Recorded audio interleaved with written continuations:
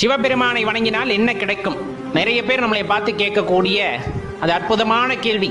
ஏன்னா எதற்காக பல பேர் கோயிலுக்கு போறாங்க அப்படின்னா அவங்களுக்கே தெரியல. போய் கடனை அடைத்து கொடு ஆண்டவான்னு வாங்கறது, நம்ம வாங்கிறது, அடைத்து கொடு அப்படின்னு கேட்கறது. அட அப்படித்தான் கேட்கறியே, கர்ம வினையை அடைக்கக்கூடிய வழியை கேட்கறியா? அதுவுமே கேட்கறது இல்லை. அதே போல பொருள் வேண்டும், சொத்து வேண்டும், நகை வேண்டும், ஆடம்பரமான வாழ்க்கை வேண்டும் என்று போய் கேட்கிறார்கள். அந்த வீடு பேர் இன்பம்னா என்னன்னே தெரியறதில்லை. அதனால இதெல்லாம் போய் கேட்கறவங்க நம்மளே பார்த்து கேட்கறது, சரி ரொம்ப காலமா சிவபெருமான வழிபடுறியே, அவர் உனக்கு என்ன கொடுத்தார் அப்படின்னு கேட்கறது. ஐயா நல்லா தெரிஞ்சுக்குங்க ஐயா, என்ன கொடுத்தார்னா அப்பா அம்மா இந்த உடலுக்கு வைத்த பெயரை மறக்க செய்து ஏகாந்த நிலையில் இருக்க செய்தார்.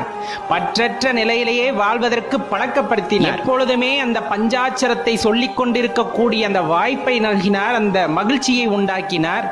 எந்த நேரத்திலும் அவரை நினைவை மறக்காத உள்ளத்தை கொடுத்தார். ரொம்ப முக்கியமான விஷயம். ஒரு